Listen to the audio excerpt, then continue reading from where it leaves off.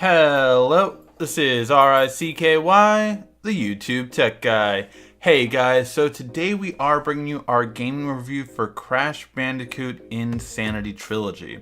Now, this brought a lot of nostalgia for me. So, first and foremost, I was a huge Crash Bandicoot fan when I was younger. It was the go-to PlayStation game, and I still never sat well with the fact that Crash wasn't the mascot of PlayStation after about a year or two. Like, oh, he's no longer the mascot, and it just, like, he was the PlayStation mascot. To me, he still is. I know basically Nathan Drake kind of took over that, and which is cool, it's still Naughty Dog.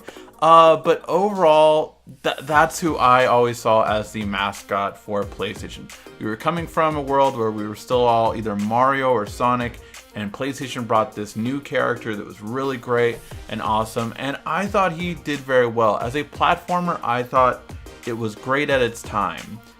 However, this is in modern day, right? So first of all, if you have heard, this is harder than the original. Crash Bandicoot 3 is the only one that has basically the same exact mechanics as before, but how Activision did this was that they took the jump mechanics from Crash Bandicoot 3 and used that for all the jump mechanics before. So it did the jump mechanics for 3 on 2, and more importantly on 1.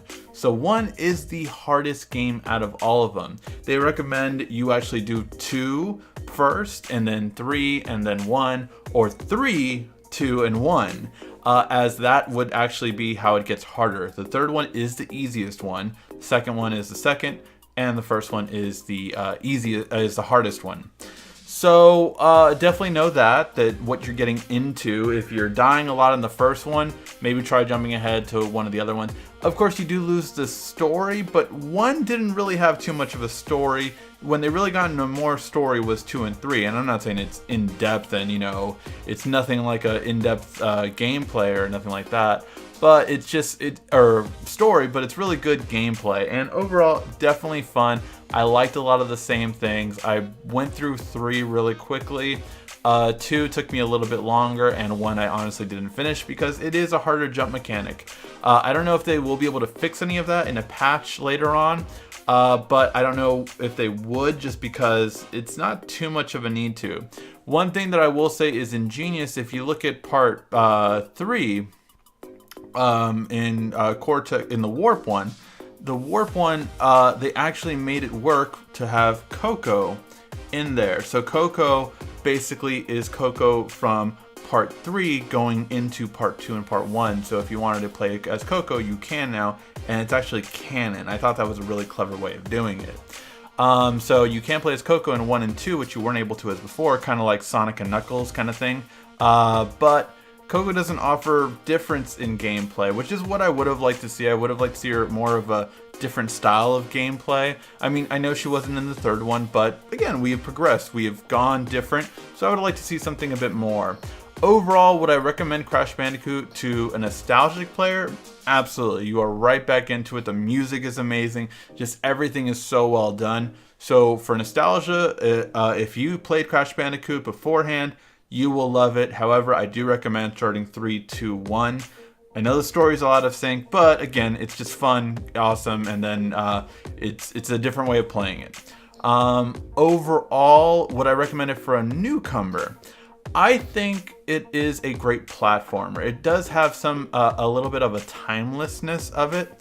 Not in the same vein. I wouldn't put it right there with like Super Mario World. I always say Super Mario World is the game that anyone could pick up, play, and have fun with. No matter how old you are, no matter if you've never played a video game before, that is such a perfect intro to video games. This isn't right at that level, but it is something that a lot of people could understand and get pretty easily. Overall, I would recommend it for a newcomer. I think you would still have fun with it. You might think the characters are a bit weird. It was the 90s. We were a different time, or well, late 90s, early 2000s. So yeah, overall, I think it was a really great nostalgia trip, and I really liked it. It is harder. I do recommend, again, playing 3, 2, 1 for the best experience. But let me know your guys' thoughts in the description. Are you a fan of Crash Bandicoot? Did you ever like that? Would you like to see more games like this remastered nostalgia? I actually like this trend. I know it's a point of contention for a lot of people, bringing remastered games to the modern day, but I really do like it. I love the idea of designing classic games that we loved, but the graphics are a bit dated. Like, I know this is probably a big thing of contention, but something from the PlayStation era that I would love to get an HD remaster of is Metal Gear Solid. Metal Gear Solid, I know we got Twin Snakes with the, I think it was the GameCube. Yeah, I want to say the GameCube. There was a much better graphics space. But if we got that, like, you know, the Phantom Pain graphics with Metal Gear Solid, the original one, oh, I would absolutely buy that in a second. Things like that. Final Fantasy VII Remake is something that a lot of us have been asking for. I know I've been asking for that for so long. So the fact that we're finally getting it, I do like this. I know some people don't like these kind of things where, oh, they're playing on nostalgia and they're not doing much else. But although I would like to see maybe extra levels, like this one did have a hidden level that it's a free DLC that just came out. And things like that are really great overall, and I would like to see those kind of improvements. So I want to know in the comment section down below, which HD remake would you like to see? Maybe, from the PlayStation era to the Super Nintendo era to the Sega Genesis era to the Dreamcast era to the N64 era, which one would you want to see a modern remastering of? Really like this, where the graphics are just up to the 10, you know, it looks beautiful, the landscape of the levels looked amazing. Let me know which ones you would like to see remade for modern day and that you would buy like that. Alright guys, let me know all your thoughts in the comment section down below. Thank you as always for watching. This has been RICKY, the YouTube Tech Guy.